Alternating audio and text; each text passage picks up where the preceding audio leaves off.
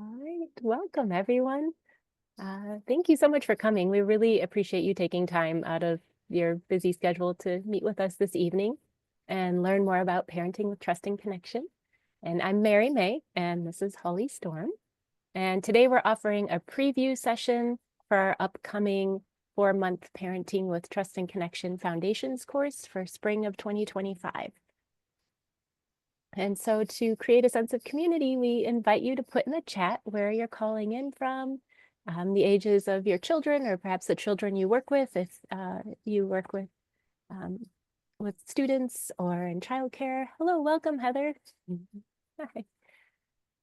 And as a heads up, we are recording, so only the speaker will be recorded. But if you ask a question, your video and name will appear in the recording, so feel free to turn off your video and delete your name if you want to keep anonymity while participating or asking a question.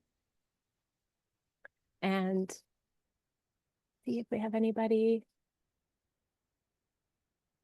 in the chat here. Let's see. We've got kiddos that are 8 and 11 and work with students that are 5 through 24. Someone's calling in from Seattle, has a 2 and a 4-year-old, 14 and a 13-year-old. So thanks. If you'd like to put in the chat where you're calling in from and how old your kiddos are or the kids you work with, just so we kind of get an idea of who's here. Oh, and someone else is calling from Denver. Excellent.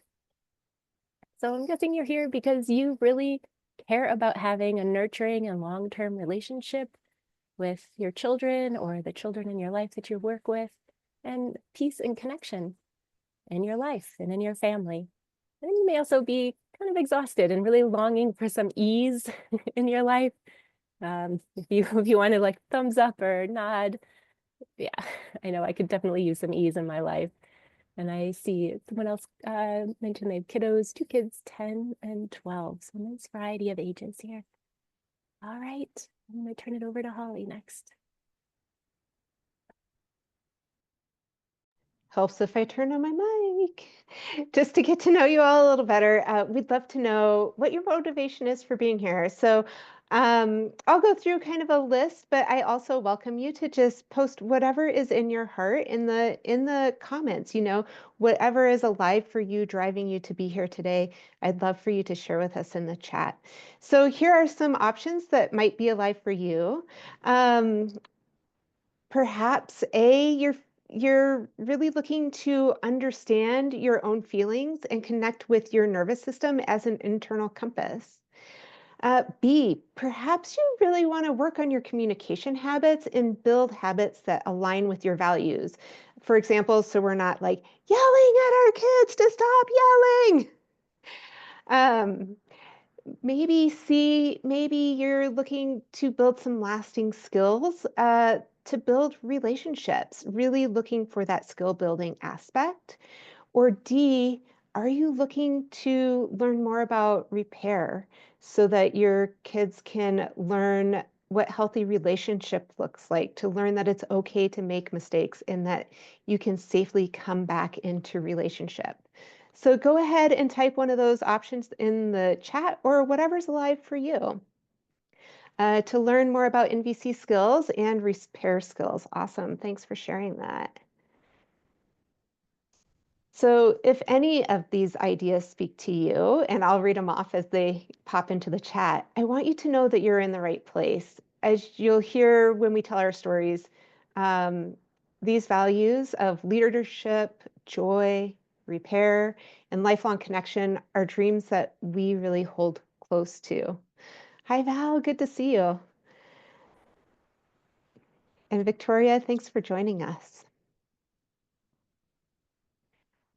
Our approach draws from a variety of trusted resources, all with the aim of really creating secure attachment relationship with your child.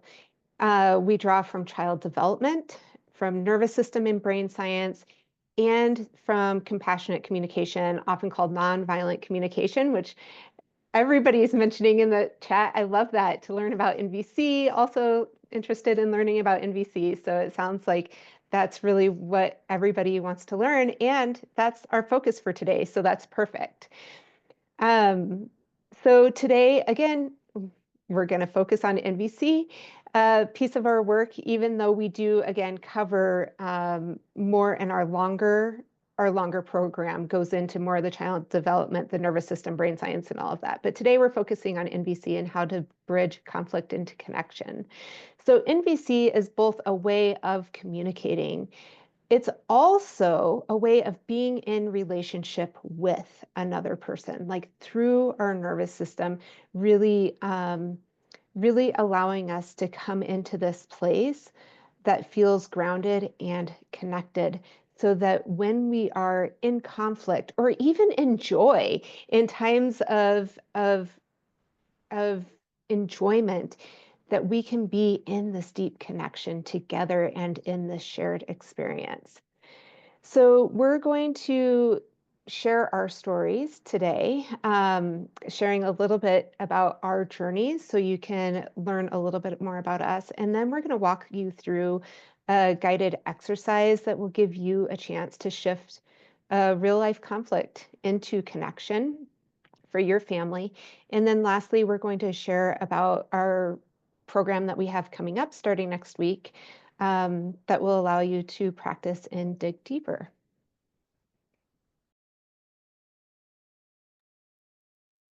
Holly. Oh, hi, welcome. My name is Mary May, and I live in Chesterton, Indiana, which is a town that's about 45 minutes outside of Chicago on the southern tip of Lake Michigan. And I live with my husband and our two daughters, who are 5 and 6 currently, and our dog, Buddy. And my background is in education.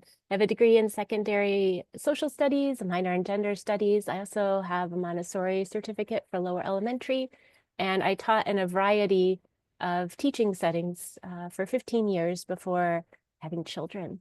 And really the through line for me in being a teacher was that I really longed to support kids in being connected with themselves and knowing who they are and finding what they're passionate about and supporting them in plugging into the greater world to bring them joyful lives, but also to help support there to be more peace in the world. And I had a strong focus on peace education as I taught. And at the same time, there was conflict. And I'm wondering, have you ever felt this kind of pang of discomfort whenever there was a conflict you were involved with or witness to?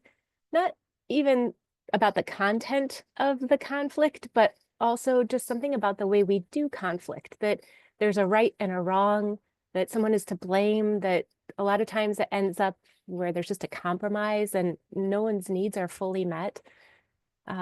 This was kind of my experience, both at school when the children would have a conflict and we would go to the peace table. There was a focus on understanding, but there still seemed to be some sense of blame.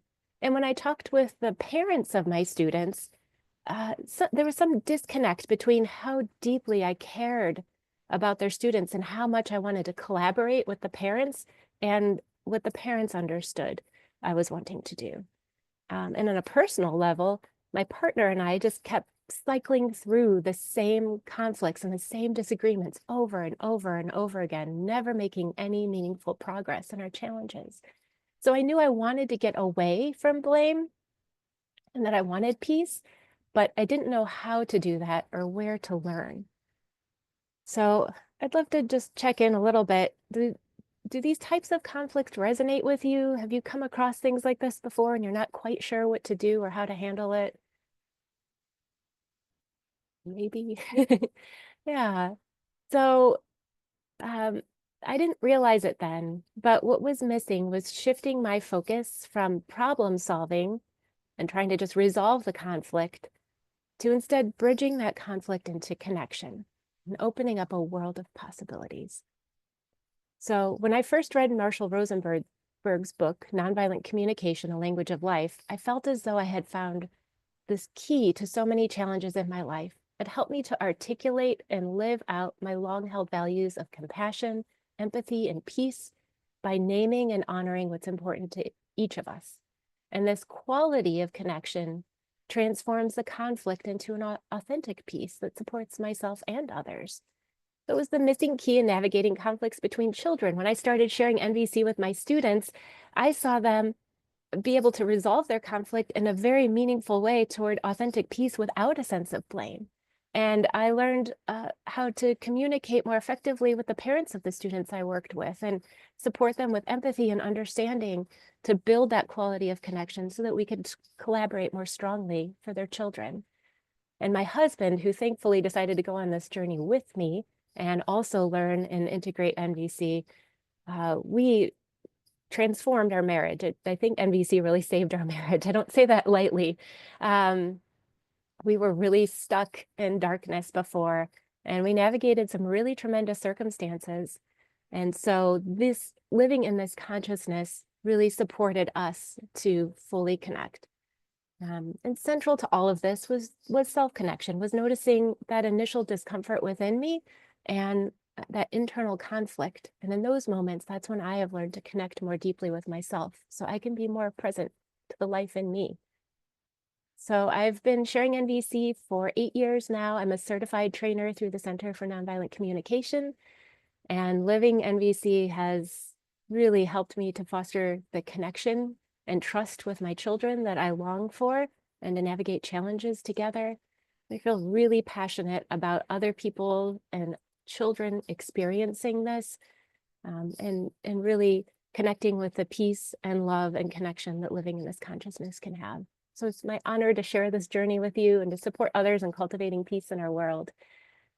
And central to all of this is community. And I found that I would not be where I am today, and I would not have grown as much and integrated as much if I did not have community and other people to work with and practice with and learn with. And that's a lot of what Holly and I are wanting to create here today and through our groups, because we see the value of that community too. So this is more than just a class, it's a community that we're offering.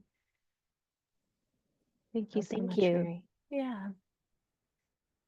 Yeah. So I'm Holly Storm. I'm a certified parenting and life coach and uncertified nonviolent communications facilitator. So I spend my days helping parents to access their inner wisdom so they can build connection, trust, and really navigate conflicts with love, building this lasting connection.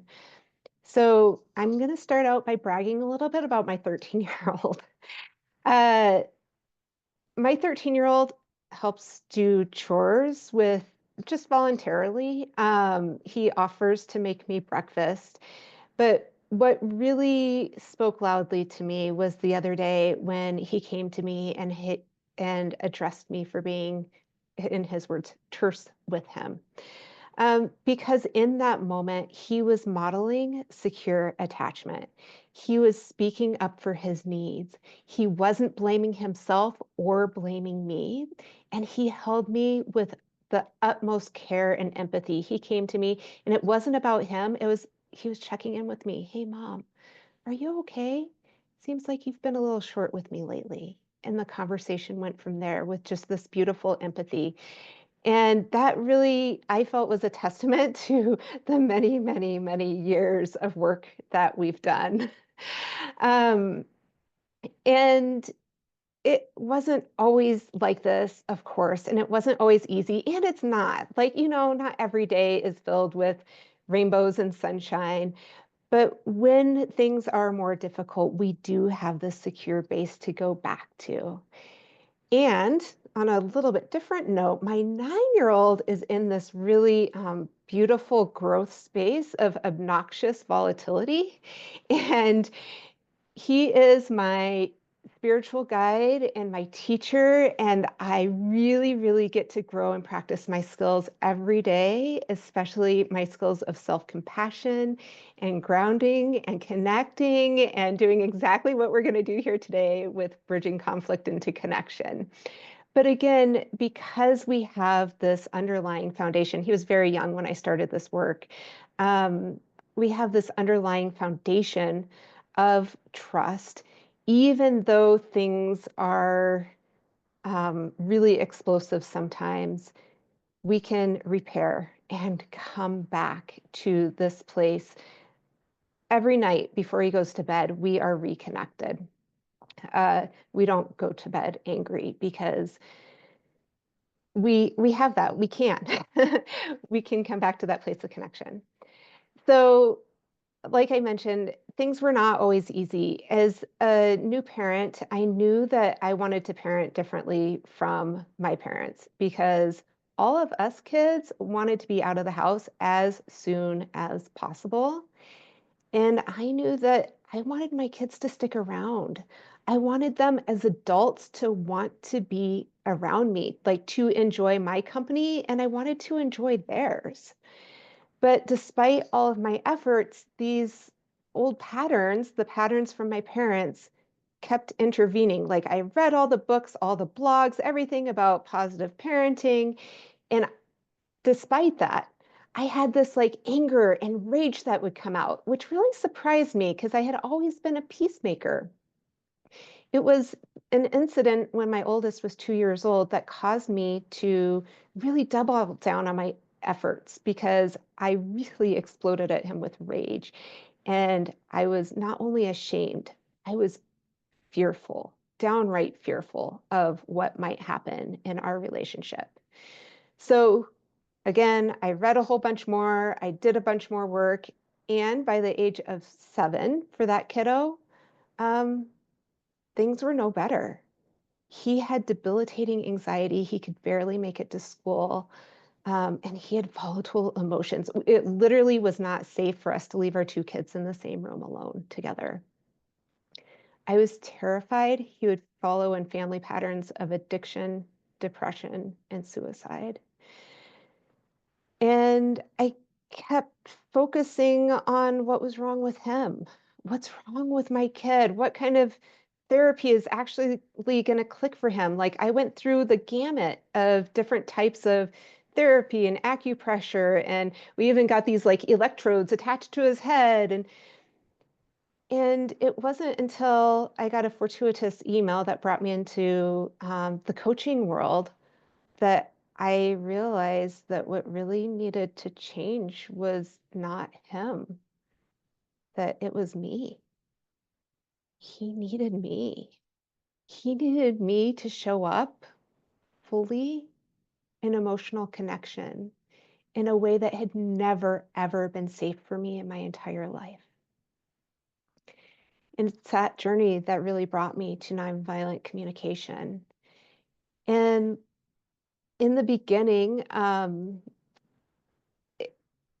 itself was kind of like a script for me.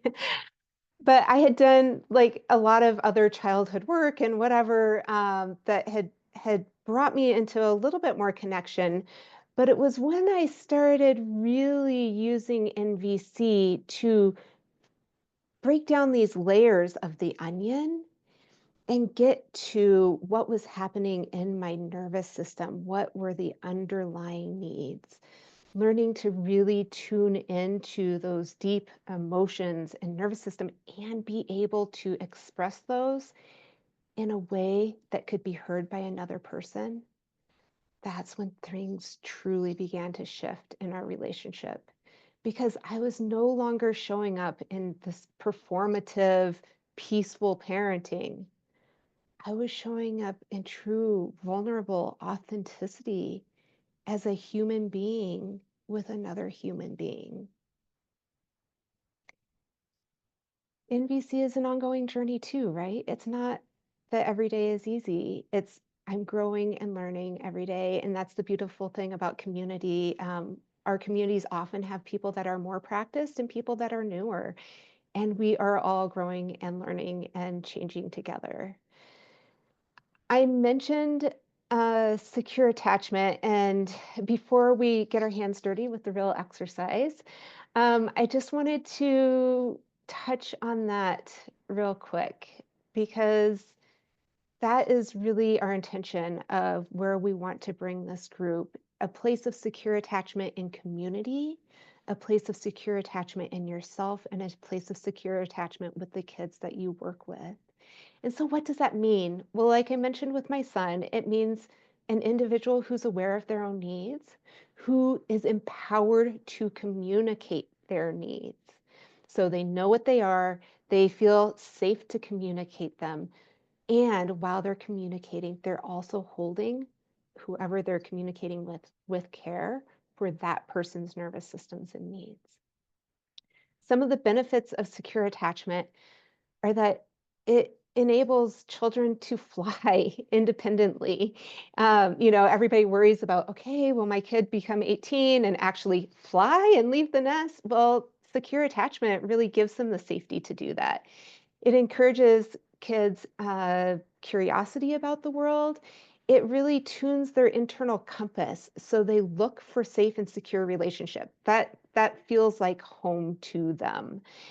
It increases their intrinsic motivation, and it allows exploration of their full potential. I mean, they have this safe place where they know that their parents have their back no matter what, which means they can go and make a mistake, even a really big mistake, and feel safe coming home and being honest about it and knowing that their parents are going to help them work through the impacts of that mistake.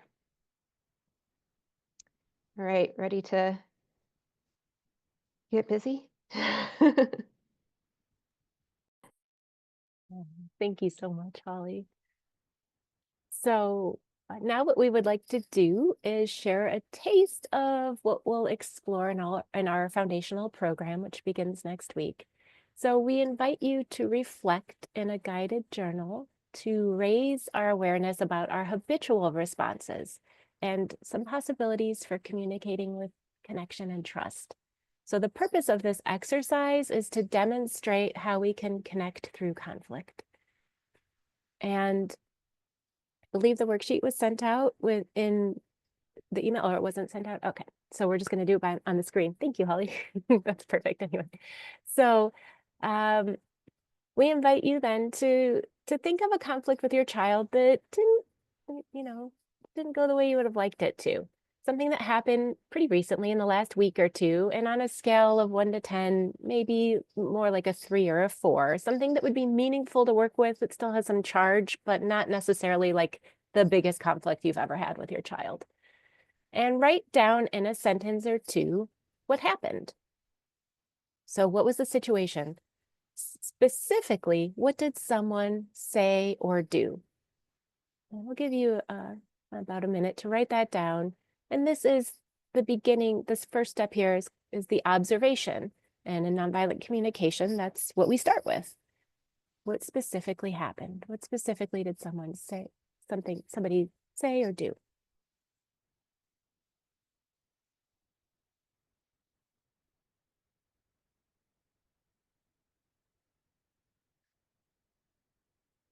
And you might still be writing or thinking of something, but I'll play along with you too, just to kind of give an example as we go. So my example is my parents had arrived to watch my daughter so I could assist for another class, and my daughter was upset about something that just happened and closed herself in the room that had all of my materials that I needed for my class that was about to start. So that's my observation of what happened.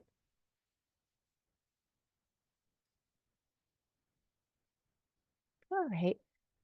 Looks like several people are looking up. So I know you might still be writing, but we'll move on to the next one. So the next step then is awareness of our habitual thoughts and judgments. This is like the first place our brain goes, this habit of judgment and thoughts. And again, we just want to raise awareness of this, because as we raise awareness of what our habitual thoughts are, then we have more access to choice of how we want to respond. So yeah, I've been on this well-worn path before. A lot of times my brain immediately jumps to judgments of my child. Some judgments we might have of our children are, what's wrong with them? Or they're so sensitive or angry or selfish, or they just want to do things their way and not consider anyone else. So these might be some habitual thoughts or judgments we have of our children. And we might also have habitual thoughts and judgments of ourselves. Like in my situation, I started to think, oh, what's wrong with me that I didn't notice my daughter was upset about something? Or it's my inconsistent work schedule. This, if we had more routine, then it would be easier to transition, but this is my fault. So I invite you to take a minute and write down, what do you notice are some of your habitual thoughts and judgments that you have of your child and of yourself related, that maybe came up related to the situation?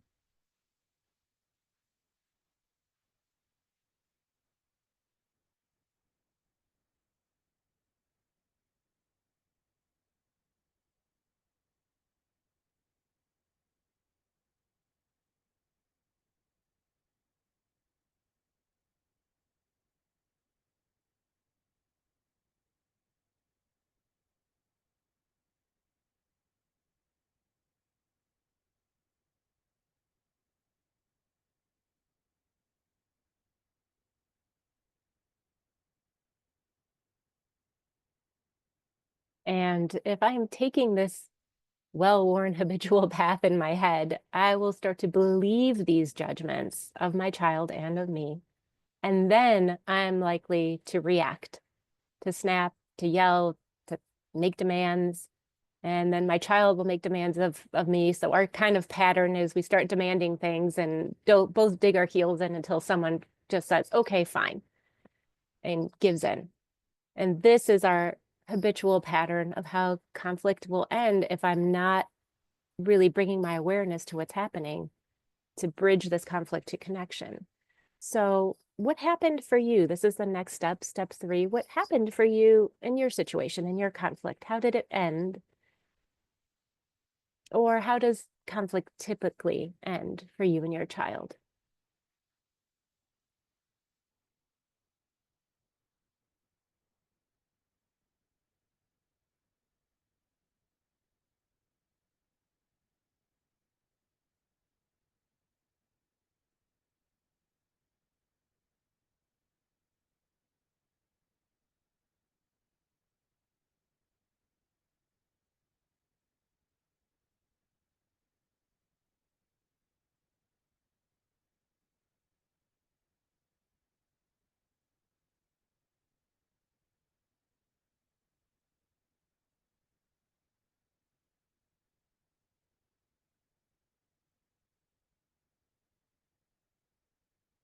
And step 4 is, how do you feel when it ends this way? I know I feel frustrated and upset. There's a disconnection between me and my child and what's important to me. I feel guilty.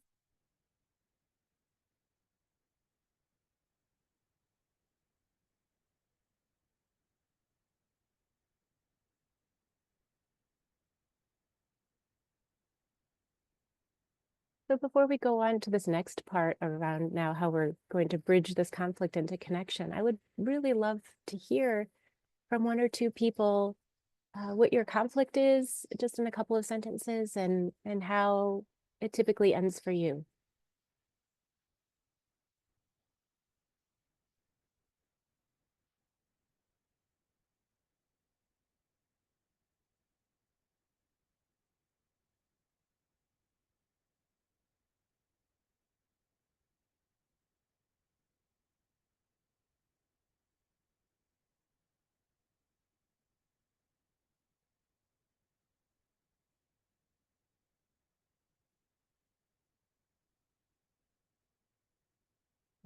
Thank you so much. Yeah, that's fine. Thank you for joining us. Yeah.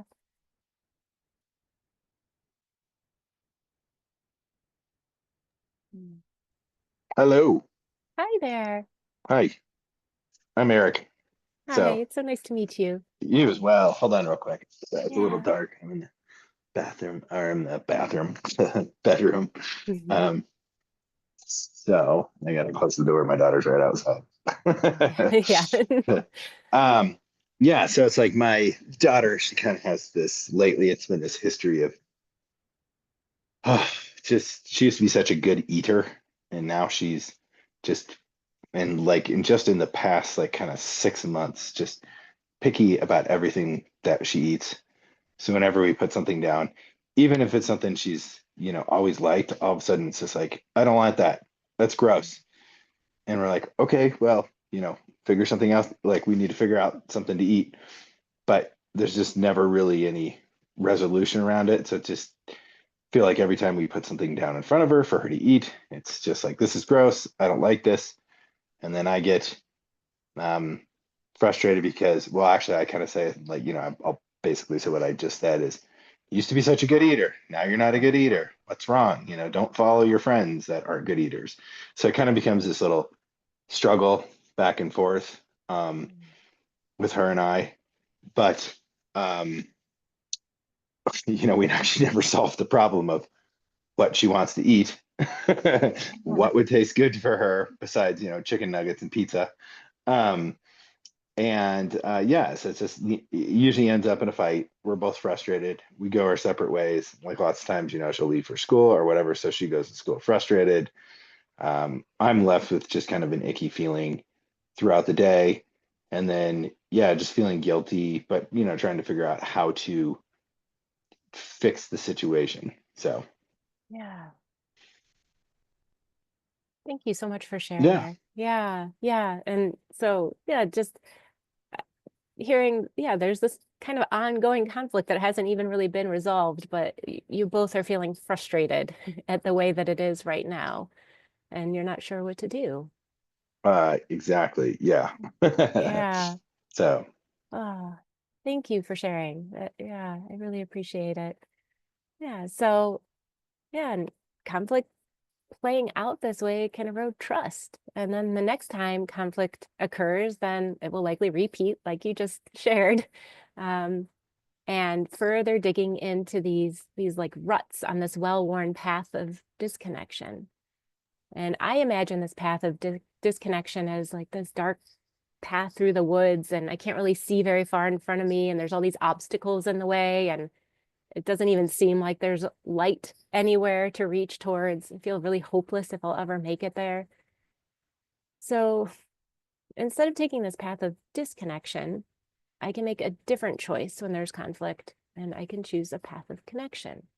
And on this path, I observe my judgments and I get curious about what these judgments are telling me is important to me. What's important to me? What could be important to my child? And we do this. So this is the process we use for self-connection. So now we'll move to the self-connection piece of our journal.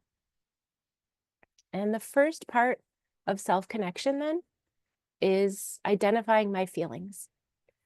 So we have a short feelings list up, and of course you're welcome to use other feelings too. But we figured we put a few words up there just to get you started if that would be supportive. So connect with your feelings around this. How are you feeling? Frustrated, sad, hurt, lonely, scared, embarrassed?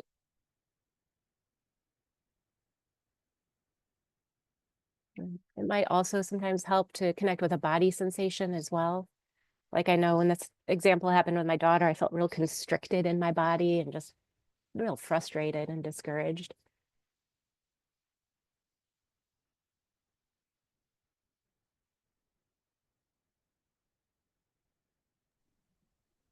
I just want to check in. Am I supposed to be answering this? Oh no, Or no, just on the paper? just on your paper. Yeah. Okay, cool, cool. Thank I just you. want to make Thank sure. you. Okay. Yeah. Thank you for Didn't want to checking leave it in. hanging. Okay. No, that's totally fine. Yeah. And we could check in with you after this part is over too, if you want to share Sure. again, you're welcome to. Yeah. And so the next part then, after we've identified our feelings, is to recognize that in NVC, we view feelings as pointing to what's important to us. And in nonviolent communication, we call these needs. And some of the underlying tenets of nonviolent communication are that every human has the same needs. They're universal. It's just part of being alive, part of being human. And these needs are actually what connect us. They connect us to each other. They connect us to life itself. And when we do anything, any action, it's an attempt to meet a need. So when we are connected with needs, we're connected with the life in us and the life in others. And this is how we live in heart connection. And as we learn It's sometimes easier to connect with needs by thinking about what's important to us. So for me, what was important in my situation was a bit of both um, wanting to care for my daughter and hold her sense of dignity and my connection with her, as well as consideration for the class that I was about to assist. And we put a short needs list up as well. And in our course, then we'll have much longer lists to work with and explore, but this might just get you started. Take a moment and record some of the needs that were important to you in this situation. And again, that just as a start, but other needs might be for health, for wellness,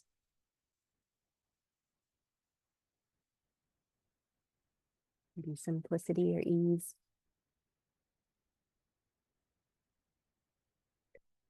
So in nonviolent communication, connecting with our own feelings and needs is self-empathy. And just as we can connect with our own feelings and needs, we can recognize that our child also has feelings and needs, just like us. And with curious and open hearts, we can humanize our child to start to guess what they're feeling. Again, this is just internal. We don't know what someone's feeling until we actually ask them. But we want to humanize them first before we begin this conversation, because this will help us root in our intention to connect with them. So take a moment and just connect with what you guess your child was feeling in that moment. And you can refer to that same needs list, or maybe you have some insight, some other feelings that might come up. And once you name a few feelings that you're guessing your child may have been feeling, then you can also guess what's important to them, what needs are important to them in that moment.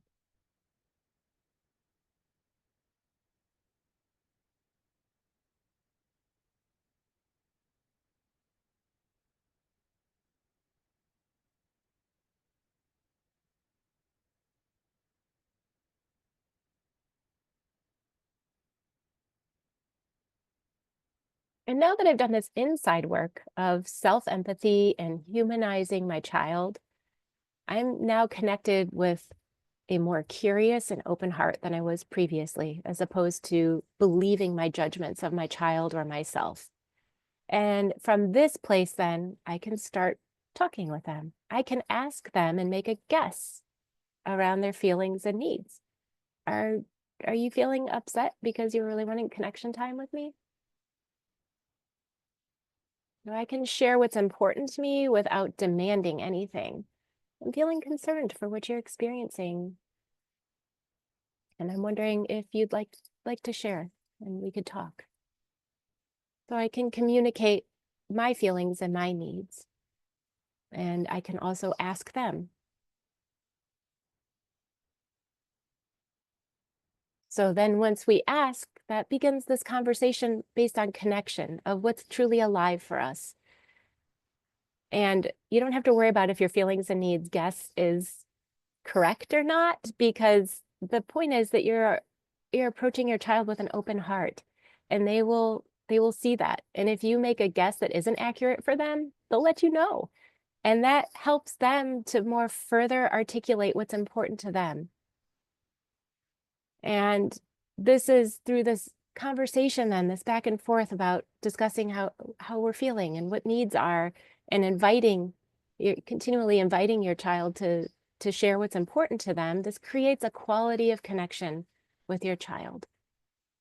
And once that quality of connection is established, then you can ask, do you have any ideas for how to go forward so that what matters to both of us is considered? So then again, this leads to a dialogue where we're both working together to choose a way forward that works for everyone. It becomes a dilemma then, just something to figure out. But we've established this quality of connection that's going to be the basis for going forward. So how does conflict turn out for me? Yeah, when I did the inside work first, and I had to take a moment and pause because I was in this particular situation feeling a little upset and activated because there was a time element to it. When I was connected with my feelings and needs and guessing hers, I felt calm and connected entering our conversation. And then from this open heart space, then she shared, and I was able to hear what was important to her. And our conversation lasted for a few minutes.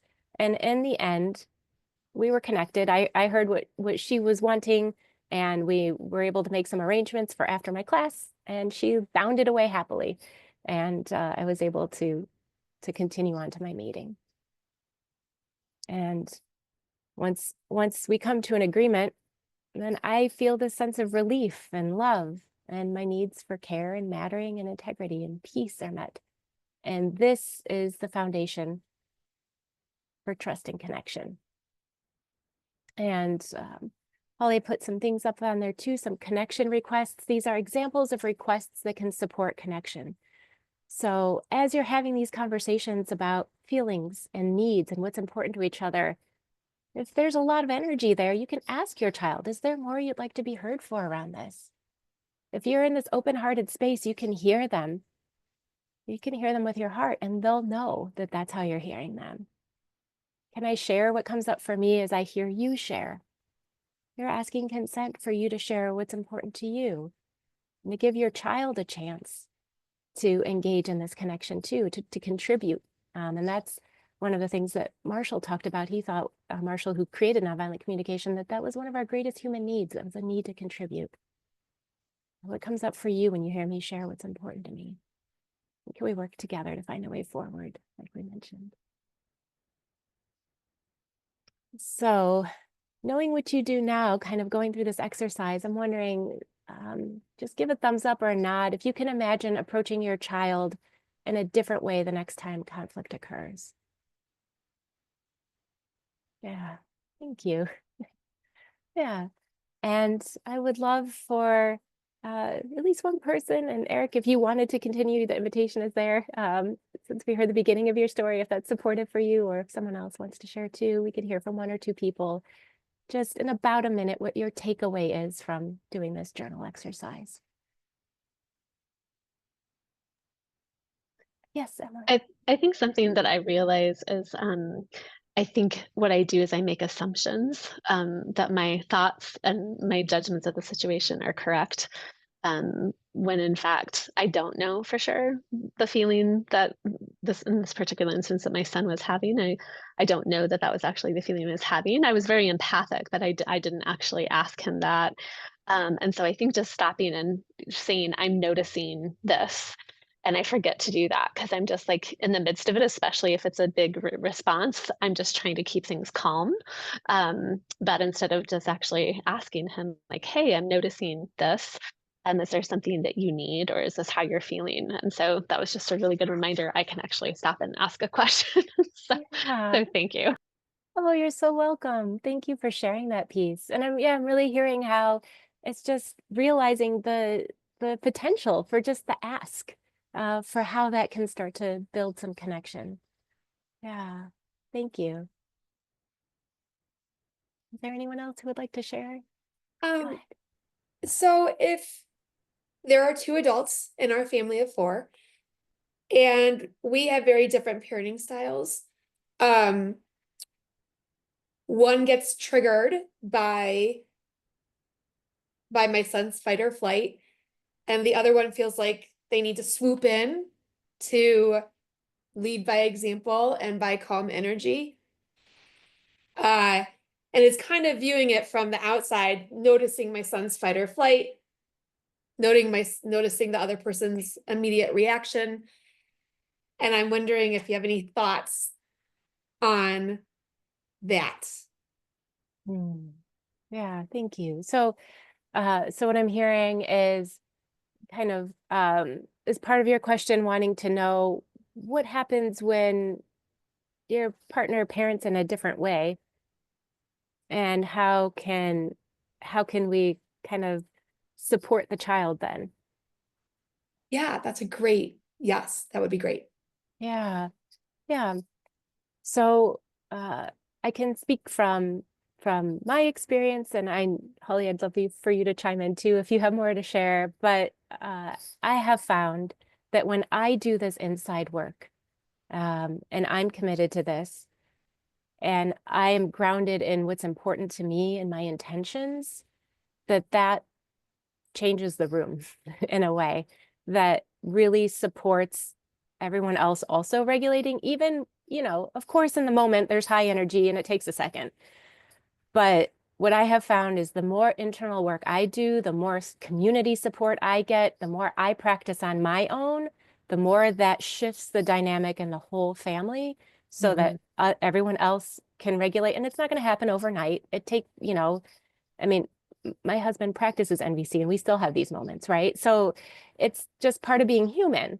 But this was my experience. And I want to give Holly an opportunity to answer that question too, if there's anything that came up for you.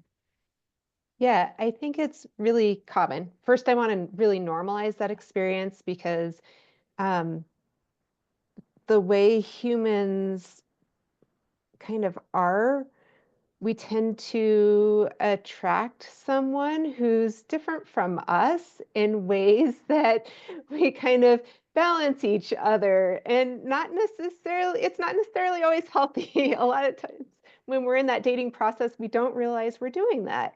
And then we're in the family rearing process and we're like, oh, wait.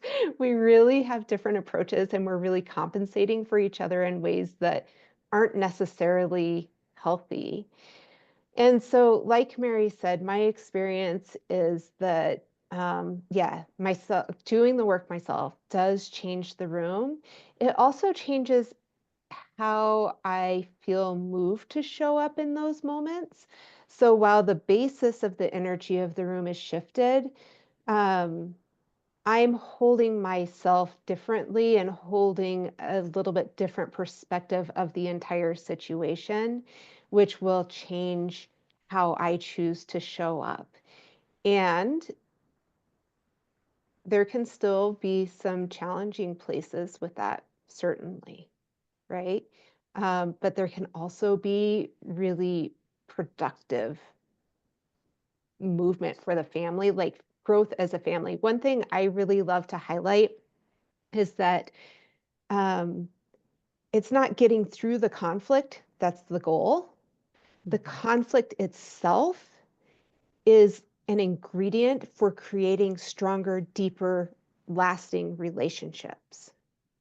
So it's that conflict itself that allows us to get to this magic, like underlying meaning that is so incredibly resonant for the individuals that we feel so tightly bound together. So it just, in Japan, there's this beautiful pottery that artwork where if there is a broken pot, they repair it with gold, and they say it's actually stronger than the original pot. And it's similar. This conflict can actually make us stronger as a family. Thank you so that much. helpful? Really helpful, yeah. Thank you, Holly. Yeah, the conflict is actually an opportunity for connection. Yeah. And that when we can navigate conflict in this way with connection, then it's not something to fear or to avoid. There's an actual, like, oh, we can engage with this and come out stronger, like Holly said. Yeah, thank you. So this path of heart connection is the path of our course. And now Holly's going to share more about our upcoming course. So thank you all for playing and doing the journal together. Yeah, thanks, Holland. Thanks, Mary. Ah, yes. Kintsugi. Did I say that right? Kintsugi? Okay, thank you for looking that up or for sharing. Maybe you already know. Yeah, I love that concept. So it's always been something I thought was really cool, especially like in the coaching field, you know, because it is so much about just making the broken things better from, you know, from the conflict that you come from or from the situations that break you, you know, making them even stronger and more beautiful. So, yeah. Can I ask a question real quick before you talk about the program? Yes, please. And I apologize because I haven't done a lot of research into NVC. That's why I'm here. But what I guess the name itself is very odd to me, the word violent, because I wouldn't automatically think my actions and reactions, and I'm sure you guys get this all the time, are violent, you know. So what do they mean by violent? What is a violent word or act, or that they're where are they getting that, or what is an example of that? I can kind of think of what I would think it would be, but I'm wondering how you guys would describe that. Yeah, thanks, Val. Yeah. I'll answer and then I'll turn it over to Mary if she has anything to add. Well, thanks. So I heard a recording with Marshall Rosenberg one day where he was saying that he did not like the name of nonviolent communication. And the reason he decided to use it was because it attracted the people that that understood and wanted to do the work that he was providing. So it attracted the community that he wanted to engage with. And part of that goes back to the roots with Martin Luther King Jr. and the nonviolent peace movement, and then and Gandhi and all kinds of those peace movements, and language, how language translates and that type of thing. So that's how the words nonviolent communication came to be used. And then as far as what would be considered a violent act, it would be any act of judgment. So anytime we hold ourselves or others in judgment, we are creating a wall, a barrier to really connecting with the true essence of humanity. Whether that judgment is what we consider in our society to be positive, a lot of times with kids, we're like, hey, good job, that kind of thing. It's still a judgment, and it can be received as, oh, shoot, now I really have to work hard to please again. Like, I'm not going to be accepted just for who I am. I'm not good enough just being human. I have to perform.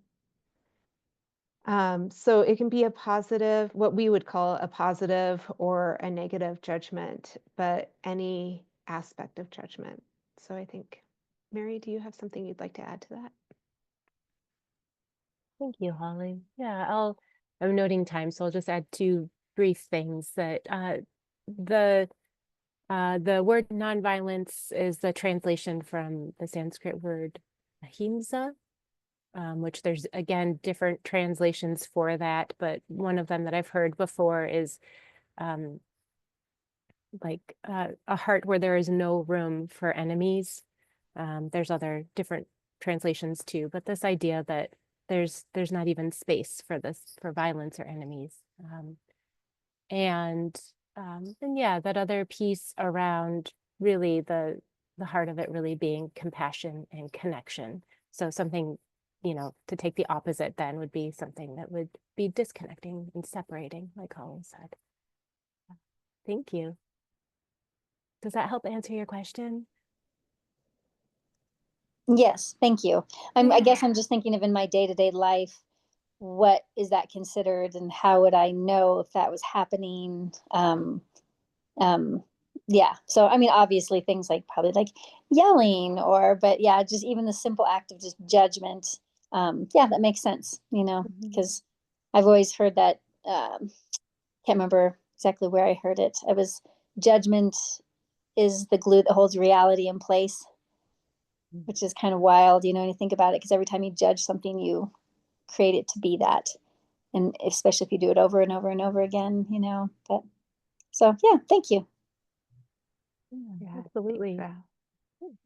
And as leading into what Mary said, you asked for like, how would I know in the day-to-day world? And that is how we measure. We literally measure by, do I feel more connected or do I feel disconnected? And oftentimes we'll ask each other that, or we'll run through a script or through a worksheet that we create. And it's like, oh, this part I'm feeling a little disconnected with. Let's look at it again. And that is such a peaceful way for us to communicate and provide each other feedback too, as co-facilitators. But really speaking from the heart, am I feeling drawn in or am I feeling more distant?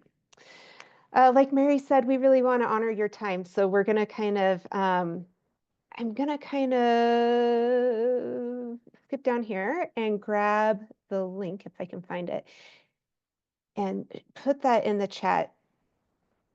So, like we said, all of this is a preview for a course that we're offering that is 14 weeks of growing skills and practicing this work.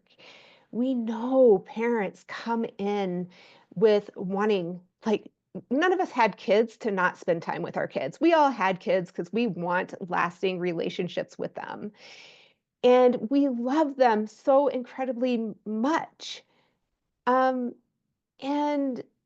the kids don't always experience that love the same way that we do. Like, we know how much they love them, but they don't always know how much we love them.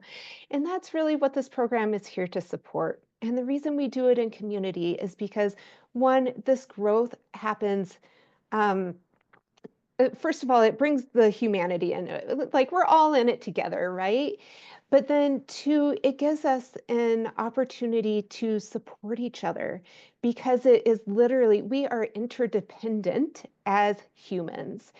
And it is through community that we can have the safety to really grow. Mary and I had this example the other day of, when my shadow is below me or behind me, I can't see it. I literally need somebody else to see and describe my shadow so I have an idea of what it looks like. And that is part of the reason we do this in community, so we can be surrounded by other parents who have the same intentions, who have compassion for you. Hey, I yelled at my kid. It's like, yeah, we get it. You probably were really tired. Yeah, I know that happens. The nervous system just goes out, doesn't it? And then we do these things, and I hear how much you care and how much you regret it. So we can have that empathetic connection in these days of Instagram and judgment. It feels like a breath of fresh air, doesn't it? So we invite you to join us for this 14-week program where we will explore the core principles, and then we have an option from there to continue at a slower pace to do the work. So the 14-week program, we literally have a workshop every single week. And then in the continuation program, we do one workshop a month and lots of practice, because it's practice where it really gets internalized into our bodies.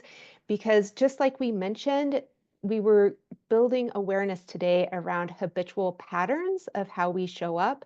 So we're literally changing, one, our habitual patterns of communication, of thought, and of judgment, and how we're responding.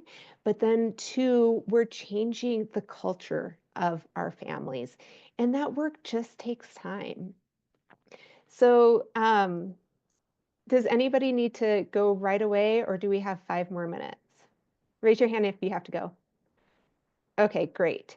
Mary's gonna just show you the program as a whole so you can see what it looks like.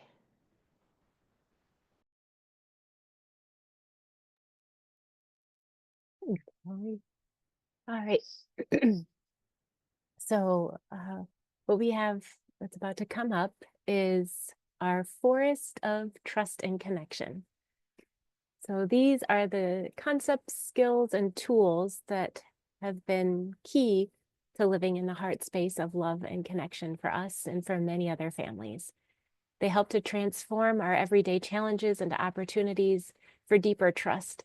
So in our workshop style sessions, we establish the topics and then take them deeper through both the foundations course and then eventually the continuation program. And you can see the trees all have, each tree, then we have even more topics under that we've identified and that we work throughout this foundations program. So we will touch on all of these over the course of the 14 weeks. So an example is our first week together, we start building our supportive community while introducing the principles of nonviolent communication. So it's kind of like planting the seeds of community, presence, awareness, and humanizing each other. And that will then grow into practices that we can return to again and again. In the second week, we create a vision for our families. And then we learn about NVC observations, which incorporates the science of creating change, meaning and purpose, and presence and awareness. In the third week, we talk about the nervous system, emotional regulation, which is under presence and awareness of patterns even more. And then the tree of strategies around learning the science behind what we're doing and learning about child development. So you kind of get the idea. That just gives you an idea of the first few weeks.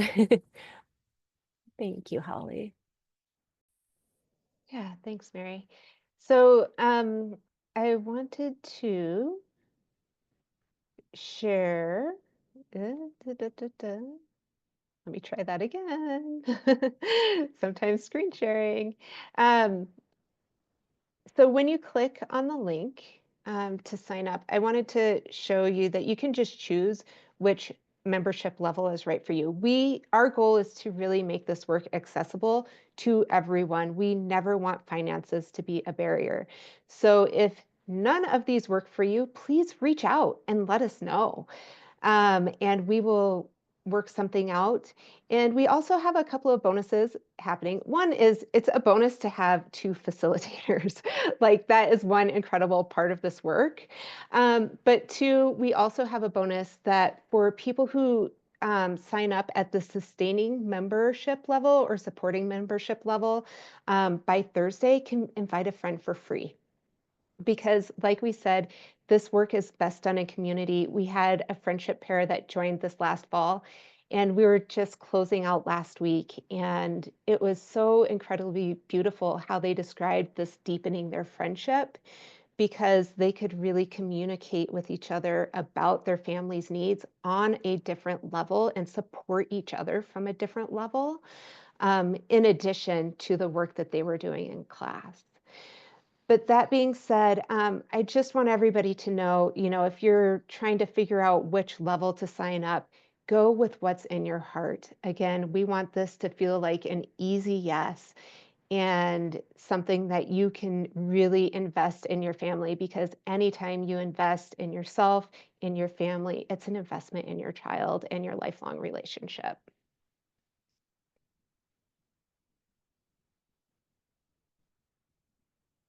Any questions? Yes. Is this the one, was it on, tell me the day of the week that the class is on? So we are doing it at this time, Mondays at 4 And p.m. Mondays at 4 p.m. Okay. Yeah. Yeah, we thought that would make it easy for particularly educators to join us. Mhm. Some of the things that were said about the class are, Kara said, the compassion and acceptance has been amazing. Emmy said, Holly and Mary's class has been really helpful for learning how to deal with the inevitable conflicts. What I have learned here has nurtured my relationship not only with my child, but my friends and family and housemates and coworkers. I highly recommend this class for anybody wanting to learn how to communicate more effectively and to learn how to be more compassionate and centered, heart-centered. And I'll read one more. Travis says, NVC makes a big difference when thinking about framing how you talk to your kids. The class gave us the tools to stop, think, and communicate more empathetically and effectively with our kids and each other. We learned how to meet each other where we are. So if you know that this resonates with you, go ahead and you can click on the link and sign up. I think we already mentioned that we'll have weekly calls, live calls that are workshop style. And then there's 3 levels of learning. So we go through it cognitively and then through the hands, like you're actively participating, role playing, practicing. And ultimately, it really gets ingrained in the heart. So we really touch on the head, heart, and hands, just like in Montessori education. All right. I think that wraps us up. Any other questions as we get going before we wrap up tonight?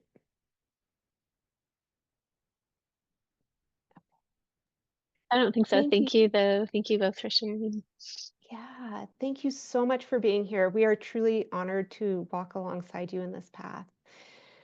Together, we hope to create the lasting trust and connection that will not only transform your family's relationship now, but continue for years to come, as well as invest in the society with this ripple effect, right? We're aiming to make whole societal changes. If you have any questions going forward, feel free to reach out to me. I think most of you have my text, so you can text me, email me. And I'm happy to answer those. Thank you so much. Thank you. Thank you. Thank you Thank all you for so much. coming. Thanks for coming. Bye. Have a good night. Good Bye-bye. night. Okay. Bye.